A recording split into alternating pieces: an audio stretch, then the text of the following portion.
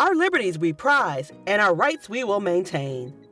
This is Iowa Civil Rights History Podcast, where we tell stories about the contribution Iowans and the state of Iowa has made to advance the civil rights movement. Past stories are being told, present actions will be highlighted, and preparation for the future will be discussed. Here is your host, Erick Nganyange. Welcome to the Iowa Civil Rights History Podcast. My guest today is Stephen Keys. Steve is sitting in a Fort Dodge, Iowa Correctional Facility serving a life sentence without parole. He was sentenced to prison on October 27, 1997, after being convicted of 2 counts of first-degree murder of his wife, Sandra, and 2-year-old son, Josh. The two died as the result of the tragic house fire that happened on December 26, 1996. Steve's legal team, the Iowa Wrongful Conviction, and the Midwest Innocence Project believes Steve was wrongfully convicted of the crime, and they're working diligently to get him out of prison. Hey, Steve, how are you? I'm good. Nice to meet you. Nice to meet you. Welcome to the show, man. Appreciate it. Yeah, sorry for what has been going through and sorry for your loss. I appreciate that, and I thank you for taking the time to do this. Yeah, no problem. So were you born and raised in Springville, Iowa? I was actually, Cedar Rapids is my home. That's where I grew up most of my entire life, is Cedar Rapids, which is just, 20 minutes away from Springville. You are former, the deceased wife, her name was Sandra? Yes. How long were you guys married before that tragic death of her on December 26th? About 7 years, roughly 7 years. And you guys only had two kids together, Miranda and Josh? Yeah, Miranda and Josh we had together, and then we also had custody of my oldest son, Michael. This tragedy happened in December 26th, the day after Christmas in 1996. You lost your wife, Sandra, and your 2-year-old son, Josh. Correct. Less than a year later, on October 27, 1997. Now, you got convicted of 2 counts of first-degree murder. Right. They gave me a count for each, Sandra and one for Joshua. Were you convicted of arson at all? Yeah, that was the underlying charge. It was basically felony murder by way of arson. I think that's how it read. They used the arson as the underlying felony and then found me guilty of that, and it carried a life sentence because it was felony murder. And you've been serving life, and you've been in prison for 26 years since then? Yeah, a long time. How old were you when you got convicted? Just shy of my 20th birthday.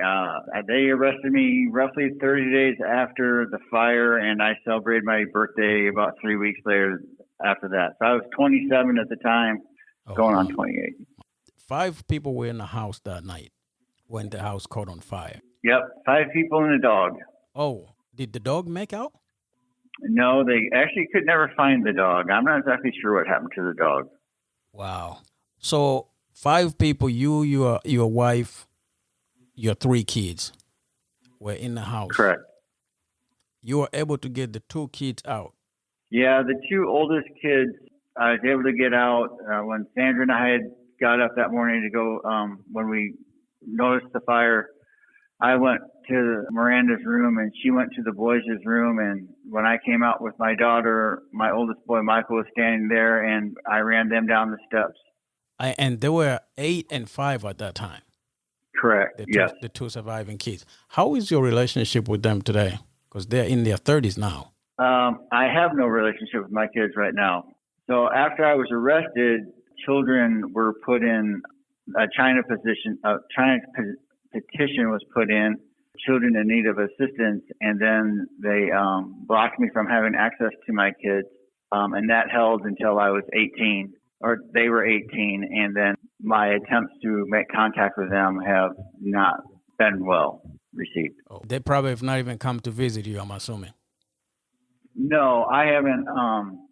So right after the fire, my best friend Todd, who also happened to be my brother-in-law via Sandra's sister, he actually took my 2 kids at the time when we were at the hospital. I said, look, I'm going to take the kids.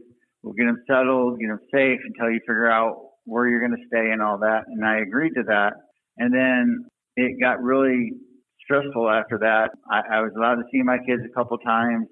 We were doing phone calls on a daily basis, but then they started having to record the phone calls. And by the time I got arrested, I don't think I talked to my kids for a week, 10 days, maybe longer than that. Oh, wow. And so my last time I talked to my children of any meaningfulness would have been, I don't know, mid-January 1997. Oh, wow. That can make the time real hard to serve.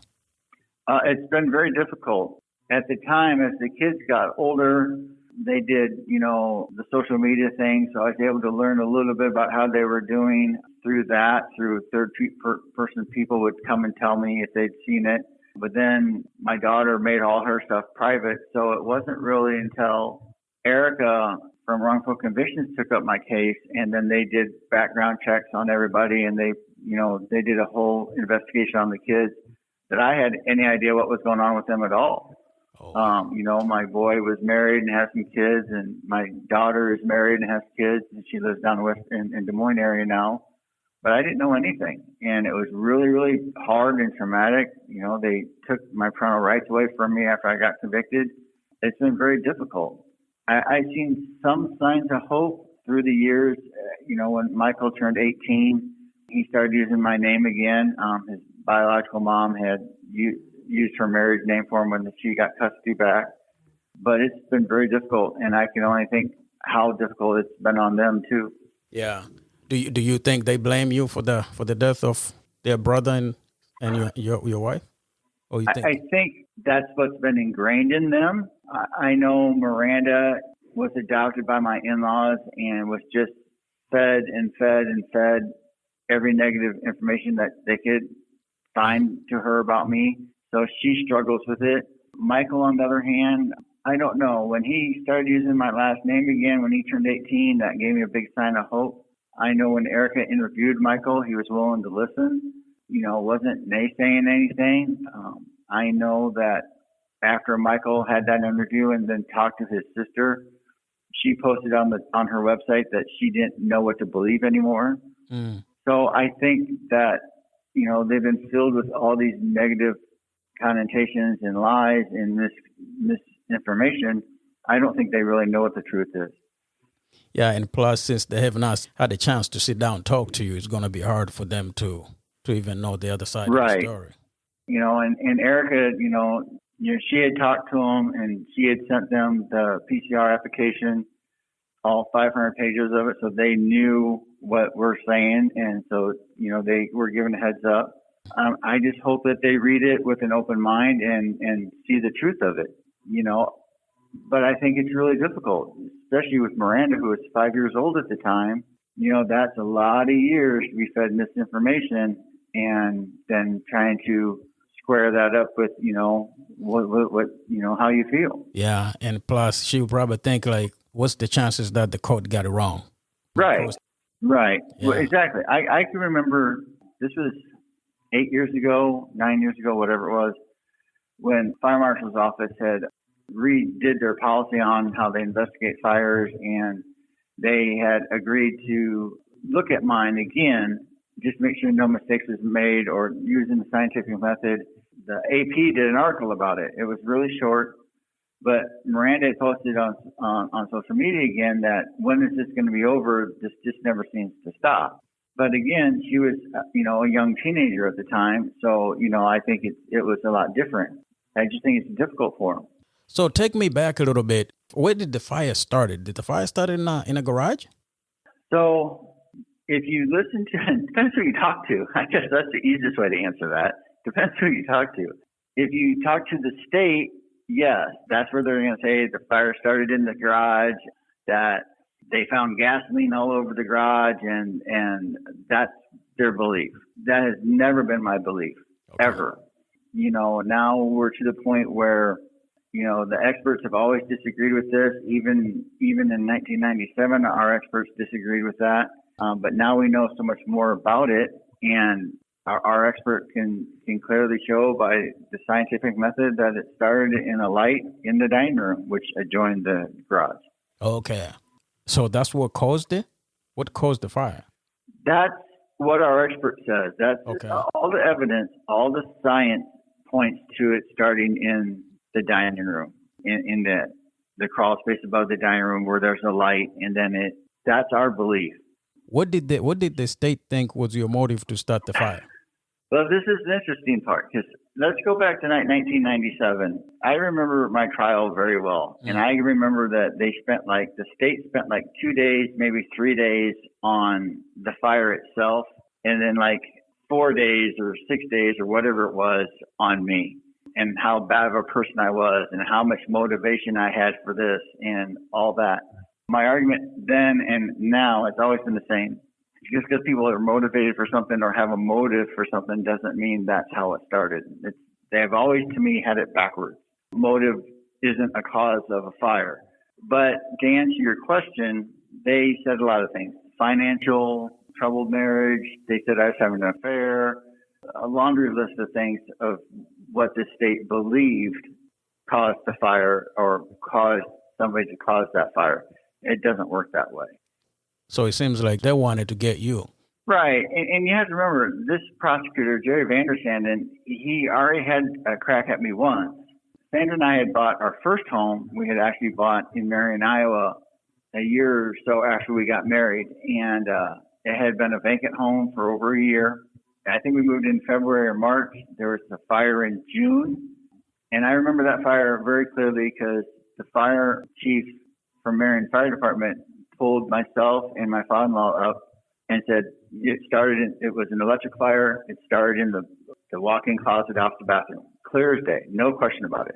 So then we spent, 3 or 4 months getting the house rebuilt and relivable. And then Sandra and I had big plans for that Thanksgiving in 91, I think it was, 92.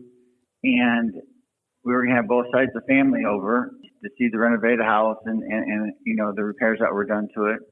And early November, there was another fire in that house. It burnt. Oh, wow. This time, it took, 6 months, 4 months. I think it was 4 months. And before they came and they charged me with arson in that case. And then bottom line with that was that I was acquitted. I went to trial and I was acquitted. And Jerry Vandersanden was the lead prosecutor at that time on that case, and I was acquitted of that. I was shown not to be guilty of that. Fast forward, and then as soon as this happened in Springville, they didn't look at anything. You had the fire chief from Marion Fire Department out there screaming, check the gas lines. He has history of undoing the gas lines. Oh, really? So it was never an unbiased investigation. Ooh. Jerry Vandersanden was involved in it from the very beginning. They just never truly looked at, what truly really started this fire. They were just already pointing fingers as soon as it happened. Oh, boy. When did it hit you? I might be in trouble this time. Sitting in the van, when I got the kids out, sitting in the van going, this is all bad. Mm-hmm. I just knew. I was scared, and I had crying kids, and I knew that this was going to be bad, just because I knew how they behaved. And with the prior history with the prosecutor, you had to have that in the back of your mind. Right. Yeah, absolutely. I mean, I knew after I had called 911, I had called my dad, and I knew that this was going to be bad, no matter what the cause, that this was going to be bad, and sure enough, from the very beginning, from the very first time they interviewed me down at the hospital, I knew that this was not going to be good at all. Because he was probably looking at it that he lost the first case. Now the justice was served. He just lost the first one. Right. He's not going to lose this one. No, and I can remember in 2016 after my first PCR then, that he testified, and he said that he was going to charge me no matter what his fire marshal said. If his fire marshal would have completed their investigation, said, we don't know how this started, he was going to charge me. The only way he said he wasn't going to charge me is that they said, we know exactly how it started, and here it is, it's an accident. If they didn't know, he was going to charge me. I don't know how you do that, without having a cause, but he testified to that. He said it didn't matter. He said a couple things. It had nothing to do with fire science. It was all about me. Oh my goodness. So yeah, he is very biased, and he was definitely motivated To put you away. Right. How was your legal defense team? Frustrating. So in my first trial, I told you about where I was acquitted. Nancy Baumgartner was my public defender lead, and then her second was David Grindy. So this time around, David Grindy, since he knew me and my family and knew the history, he was my lead public defender. And we had there was another public defender, Amit von Lubel, I think. He has passed away since then. But it took him a long time to do anything. I get how busy the public defender's office is, so I'm not fighting them on that. But the longer it went, the worse things got with our witnesses and stuff like that. I just didn't necessarily always agree with the strategy that they took or the means they took. We talked about the dog that Fire Marshal Hiles used, and I just this is not right, and I learned later that it wasn't right, but it was too late by then. Sometimes I just felt they dropped the ball or didn't focus on the right things. They talked me out of testifying, and I wish I had testified, because those things make a difference. The jury wants to hear from us, and I think I could have handled it. Now you've been in there for 26 years. You got life with no parole. You got new legal team right now, the Iowa Wrongful Conviction in connection with the Midwest Innocence Project. They trying to get Correct. you out of there. Right, and Exoneration Project out of Chicago has also helped a lot. They have provided resources and lawyers, and they helped us along also. I've always believed that the truth would come out and things would get corrected. That the truth will set you free, to me, is the adage I live by. I've always had hope and faith in that. Even when things have gone south and didn't go the way they should have, like in my first PCR when all my scientific evidence got thrown out because my lawyer missed a deadline. During my first 16 years of PCR, I went through 9 different lawyers. That was very frustrating, just trying to get them to understand what's going on or to help me. Now, with the legal team I have now, and I tell people all the time that better than a Lifetime movie. They're unbelievable. The things they do, the research they do, the interviews they do, they go out and they talk to everybody that was involved. They will track them down. Michael, my son, lives in southern Indiana, and they drove down there to interview him. Tara, from Exoneration, at the time she was from Tara Thompson. At the time was with the Exoneration Project, and she's the one that tracked down Mr. Strobel out in Washington, D.C. It's just amazing. So I'm more hopeful now than I have ever been. These organizations take on the case. It's a two-pronged thing. They have to believe that you're innocent, and they have to feel they can prove it. And once they're on board, they're at 110% on board. They're there to help you take care of the legal stuff. They're there to help you on the mental side. Like I said, it's better than a Lifetime movie. You couldn't have scripted it. Now, when your kids, Miranda and Michael, they got interview after that fire. They were 8 and 5. Yeah, Michael and Miranda both went through Child Protection Services for their interview. I also know they were interviewed a couple times before that. I wasn't made available for those. I didn't know anything about them at the time. I know that everybody that has reviewed or seen the video of the kids being interviewed, and this is for 25, 26 years now, I've heard the same thing, that they all say the same thing. There's something wrong with this interview. And I've talked to Erica several times about it. Dr. Hurst, he is passed away now too, but he was a fire investigator. He was also a physicist down in Austin, Texas. He's the first one that really got on board on my case and was interested in it. He said the same thing when he saw the interview, that there was something wrong with that interview. I haven't seen the interview for a myriad of reasons. Basically, well, Eric and I talked about it, and I asked her, I said, is there any reason for me to see it? And she goes, not really, unless you wanted to. But to see my kids at the age that I remember them, having to be questioned like that, I chose not to. I thought it would be too painful, too hard, and for no benefit. But I know there's something wrong with that interview. Yeah. On October 27, 1997, that's when you got convicted. When the trial was going, were you hopeful that you might go home? Yes. Okay. Yeah, I was all in. I believed in that the truth would come out. I believed that, that there's no way that they'd be able to convict me with nothing. Yeah. I mean, but that's just not how it works. Mm-hmm. Mm-hmm. I learned really the hard way that they can do that. Yeah.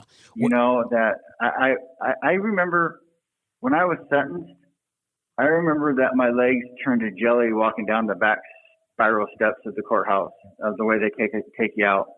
And the county sheriff's guys, really, they were gentle and everything. They were nice about it, but they really had to help me walk because I was just shocked. And, through the trial period, listening to the state's evidence and having to combat that, it was very difficult. Especially knowing that a lot of what they were simply saying just wasn't factual, just wasn't correct. And that was very difficult. Were you aware of the wrongful conviction before that time? Before your conviction on October 27? No, it didn't. Back then, wrongful convictions didn't exist. So Erick's office was created by Governor Branstad, 10 years ago, maybe, if that. It just didn't exist. So you were not aware that people get convicted for actually being innocent? No. I mean, let me rephrase that. So, I come from a family of lawyers. My dad's a lawyer, my grandfather was a lawyer. And so, yes, I'm aware that there's people that get convicted that are innocent. And, and people, you see it on the news, back then, you see it on the news really rarely that, people were being, wrongful convictions, people were getting their cases overturned. Most of it was on DNA, or recantation or something like that. So it wasn't that I wasn't aware that innocent people got convicted. I just never believed it could happen to me under those circumstances. I talked to the guy, Ken Nixon. Actually, he had a case similar to you. And he ended up doing almost 16 years in prison in Michigan for the arson as well, the crime he did not commit. He had a similar story. He was like, there's no way they're going to convict me on this. I did not do it. Right. And then you're so adamant when you're going through the process that there's no way that they can convict an innocent person. Mm-hmm. And then you have to have full faith and belief in your lawyers, and you do what they say, you listen to them, you work with them the best you can, but they don't have, especially public defenders, and I'm not knocking them because I understand the situation with, how the workload and stuff like that, but they're ill-equipped to deal with such massive cases, especially when you're dealing with innocent people. I look at everything that Midwest Innocence Project did and what Wrongful Conviction has done and, the resources that Exoneration Project has given. And I can't, the Public Defender's Office just doesn't have that type of resources, just doesn't have the ability to do that. No. And it takes so long. I always wished, had they interviewed witnesses within the first 90 days, had deposed them within the first 90 days, it would have made a big difference. They just don't move that quick. They can't. They don't have the resources. So what's the next step right now? They petitioned to get you a new trial? Yeah, so Erica and Wrongful Convictions and Midwest Innocence Project have filed the PCR application in December that has my actual innocence claim in it, that we can show that I'm actually innocent, that we know how this fire started and it wasn't arson. Yeah. And we have the scientific data and experts to back that up. So now it's just kind of a waiting game, or at least a waiting game for me, as they go through discovery, depositions, and then hopefully we'll meet our court date in January, and we can go from there. Well, the good news is there's about 85 people has been exonerated from the situation like yours. Right. Yeah. That gives me a lot of hope. I mean, every time I see one in the paper or the legal team sends me another one that's been exonerated, it refuels that hope and faith in the system and in my legal team. Because most of the ones that are getting exonerated, there's always a connection, whether it's the expert or it's the Innocence Project, that are helping these people, that are showing, the courts, hey, this is wrong and this is why.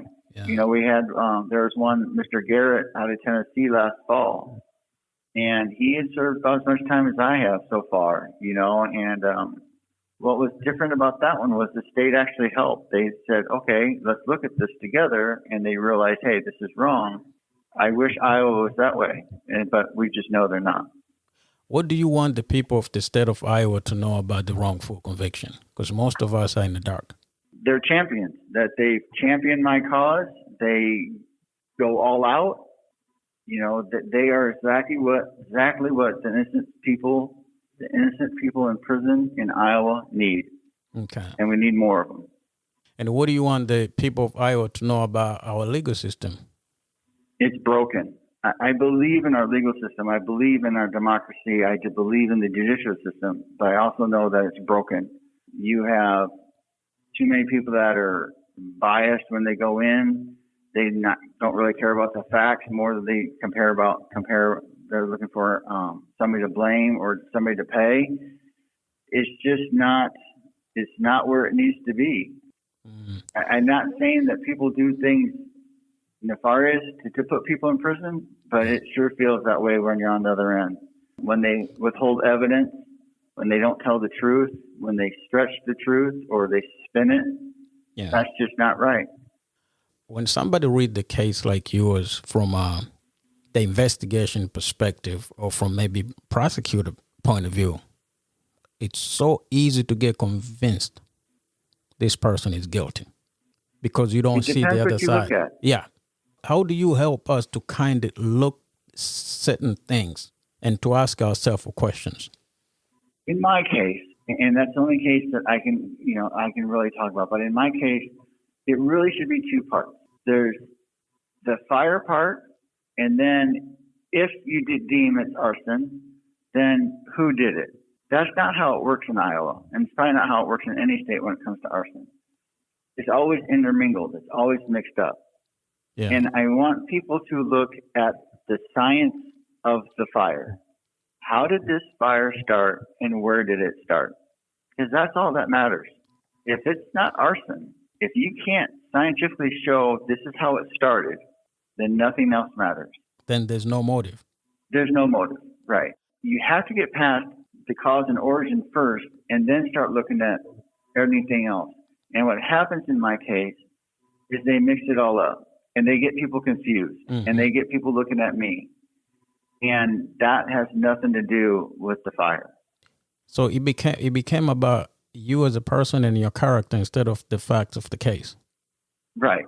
And Vandersand, and the prosecutor admits that. He said it was all about him. It has nothing to do with fire science or how the fire started or didn't start. It's all about him. That's just not how that works.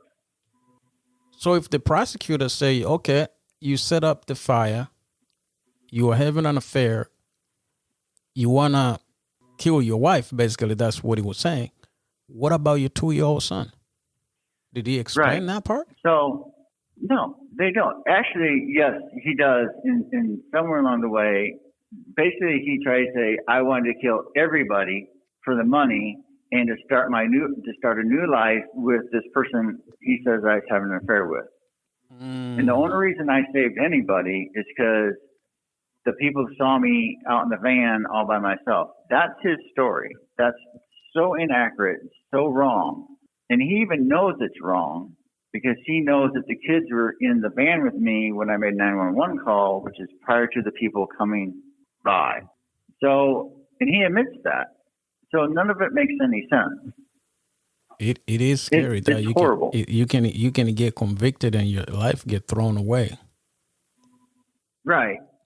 You know, anything that we tried to show during the trial that was to show, hey, yeah, they might have had financial problems, but look how far they've come in the last year. They wouldn't allow that in. He fought us every step of the way of trying to show that it wasn't as bad as it looked. We were working as a team, my wife and I as a team, to get things better, to get out of the hole that we had dug. No one questioned the fact that we were having financial problems. There's a lot of people that go through times where they have financial issues. Yep. They don't burn their house down and kill people for it. I often think about people that get laid off from their jobs, or their marriage is in trouble, or things are just really bad. Life is just not good for them. And I always wonder what would happen if something like this was to happen to them. Would it automatically be, oh, it has to be arson because look at all this stuff that's going on in their lives?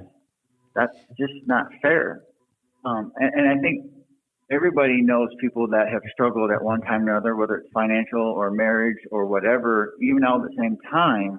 Then if anything bad happens, then they're guilty of that. That doesn't make any sense. I was even reading the detective summary that I think it was she wrote about on your case about the argument you had with your wife a night before. Every time when I was reading that, I told myself, I think all married couples having arguments. And what's interesting, what they left out was, so that night, yes, Christmas was a horrible day. And I take blame for that. It was my actions. But when Sandra and I got home that night, we talked till like 1:30, 2 o'clock in the morning. And right before we went to bed, she called her dad and told her dad, everything's good. We've worked it out. Things are fine.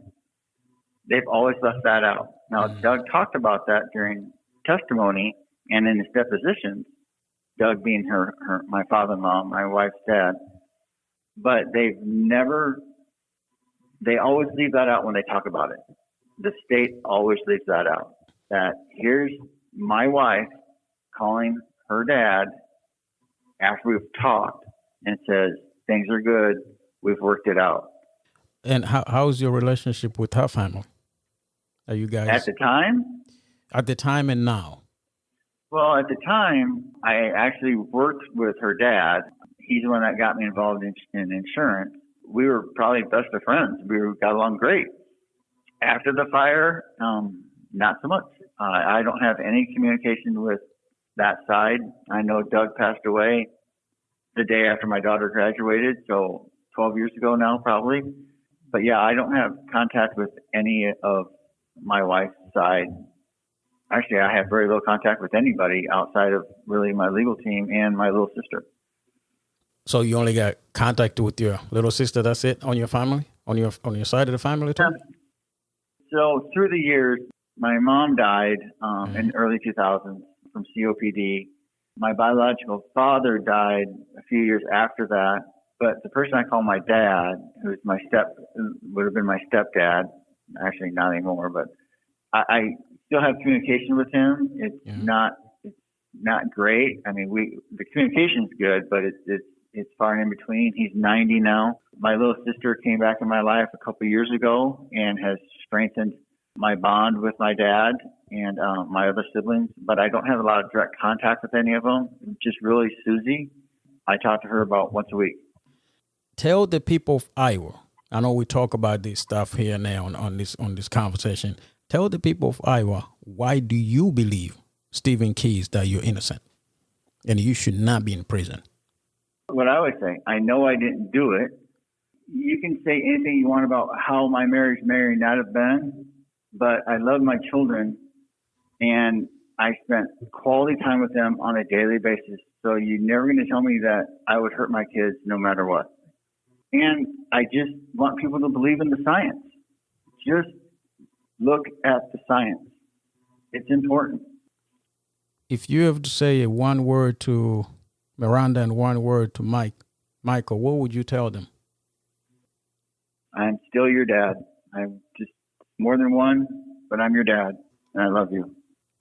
So let's assume, hypothetically speaking, you get your day in court, and then you are set free to go. What's the first thing you're doing when you get home? I knew you were going to ask me that question. It's the hardest question to answer.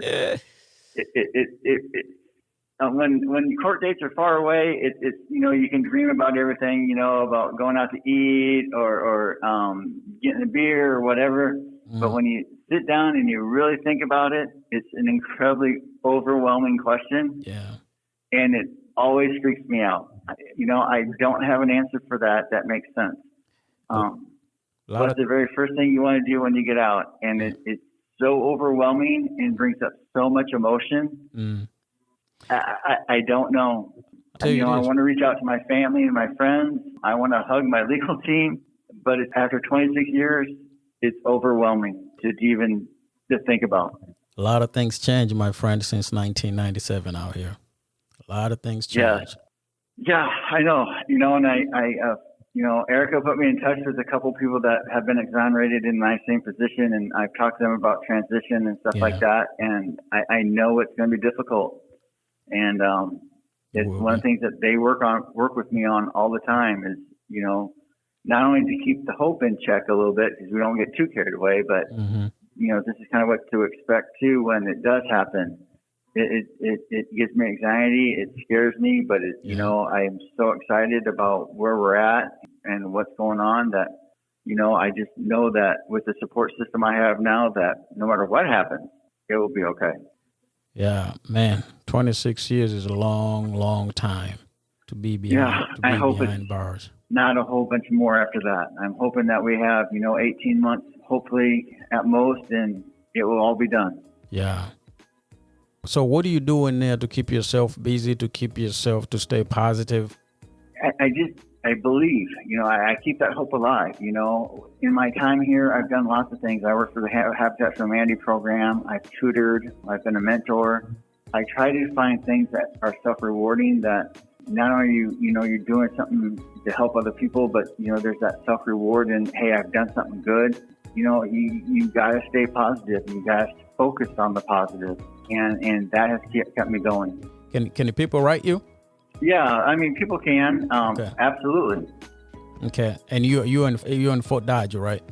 I'm at Fort Dodge now. Yeah. You'll have to talk to the legal team about how to do that. But people are more than welcome to write. Okay.